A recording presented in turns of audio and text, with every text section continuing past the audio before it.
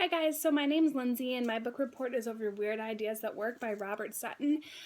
So this book is kind of split into three different parts. So the first is like what creativity is, what innovation is, what weird ideas are actually like being discussed, and just kind of giving you an introduction so you can better understand. Then the second part of the book goes into actually the weird ideas that he's discussing, and this is what majority of my presentation is going to be over because I think that this was the most important part.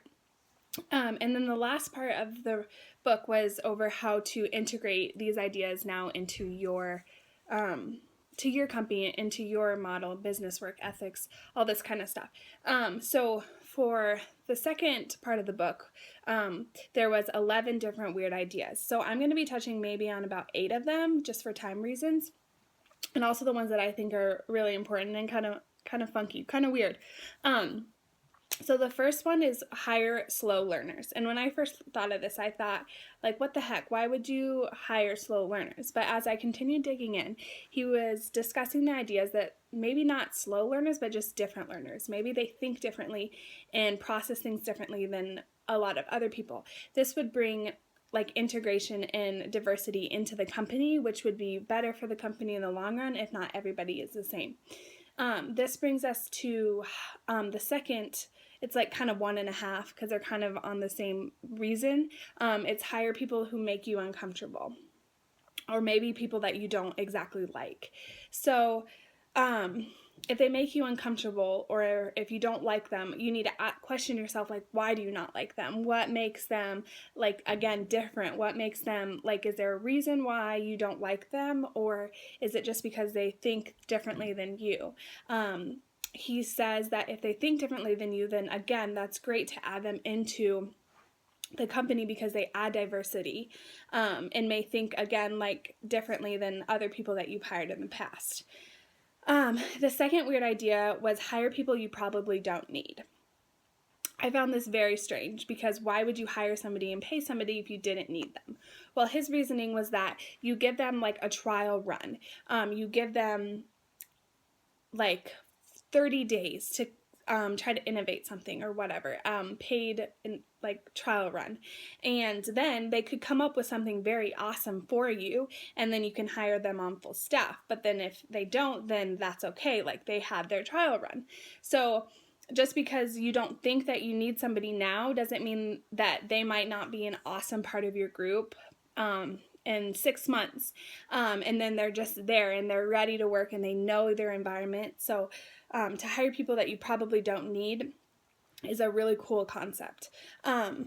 The next concept, the weird idea, is use job interviews to get ideas, not to screen candidates. Our usual screening process is asking individuals questions, and reading this over, it makes complete sense. The person is not going to tell you exactly what you need to hear. They're going to tell you what they think that you want to hear to get this job. So there's not a whole lot going on because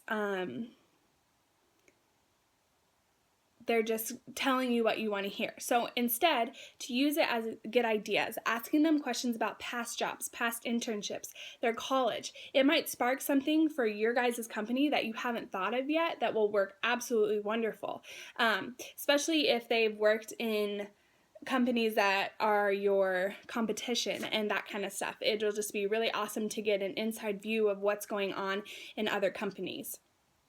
The next weird idea was to encourage people to ignore or defy superiors. So this would be people who have been in the company for a really long time, seem to have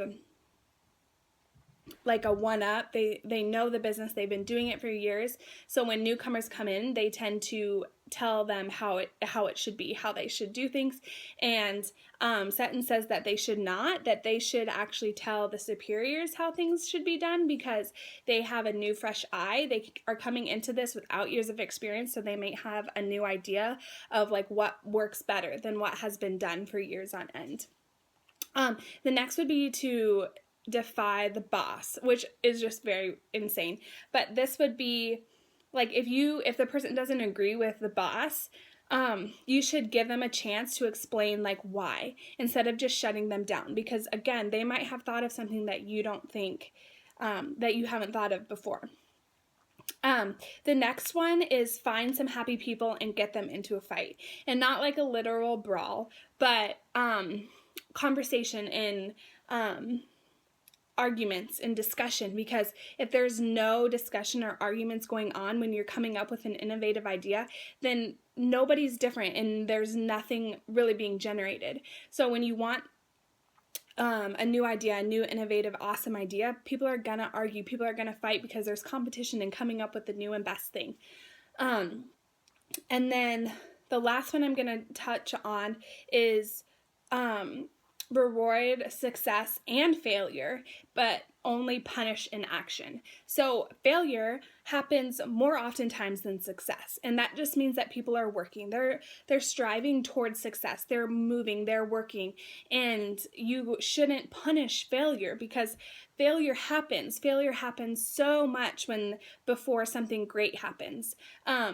So you need to reward both of those, the successes, obviously, as well as the failure.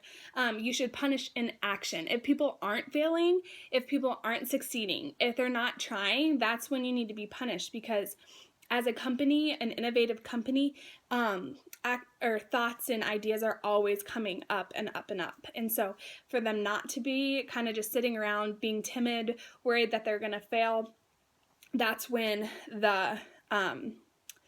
when it starts to get icky. So the last part of the book is putting these ideas to work.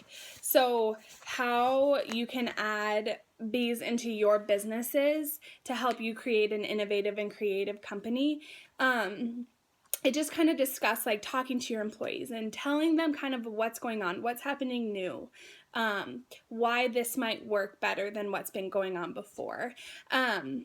So yeah, I really enjoyed this book, and I hope that you like my brief summary of what's been going on, and I hope you decide to read it, because it gave me awesome insight and definitely made me think about things differently than I thought, I never would. So thank you.